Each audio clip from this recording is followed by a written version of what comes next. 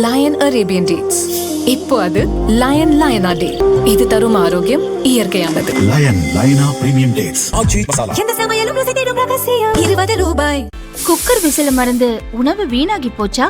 இனி அந்த கவலையே வேண்டாம். வழங்குகிறோம் உலகின் முதல் விசில் கவுண்டர் குக்கர், புதிய அல்ட்ரா குரோனோ. அல்ட்ரா என்றால் ஆரோக்கியம்.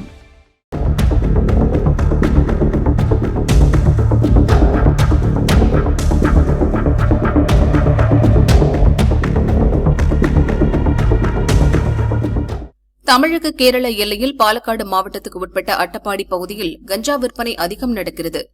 அங்குள்ள சோலையூர், புதூர், பாலூர் மலை கிராமங்களில் கஞ்சா விளைவிக்கப்பட்டு கேரளம் மட்டுமல்லாமல் தமிழகம், கர்நாடகா, ஆந்திர மாநிலங்களுக்கு கடத்தப்படுகிறது.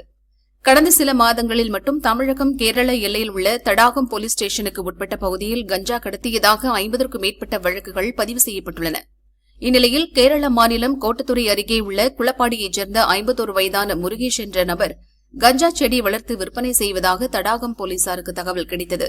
கேரளாவிற்குள் நுழைந்த தமிழக போலீசார் முருகேசனை கஞ்சா வைத்துள்ளாயா என கேட்டு தாக்கியதாகவும், இதில் முருகேசனுக்கு விலா எலும்பு முறிவு ஏற்பட்டு கோட்டத்துறை அரசு மருத்துவமனையில் சிகிச்சை பெற்று வருவதாக தகவல் பரவியது. இது தொடர்பாக கேரளபுதூர் போலீசார் முருகேசனை அடையாளம் தெரியாத நபர்கள் தாக்கியதாக எஃப்ஐஆர் பதிவு செய்துள்ளனர். இதுகுறித்து தடாகம் போலீசார் கூறியதாவது: முருகேசன் கஞ்சா வியாபாரம் செய்வதாக கிடைத்த தகவலின் அடிப்படையில் கேரளாவுக்கு சென்றோம். அவர் எங்களை பார்த்தவுடன் தப்பியோடிவிட்டார். நாங்கள் அவரை தாக்கவோ வாகனத்தை பறிமுதல் செய்யவோ இல்லை. எங்கள் விசாரணையில் முருகேசன் கஞ்சா வியாபாரி என தெரியவந்துள்ளது. அதுகுறித்த குற்ற ஆவண விவரங்களை கேரள போலீசார் தர மறுக்கின்றனர்.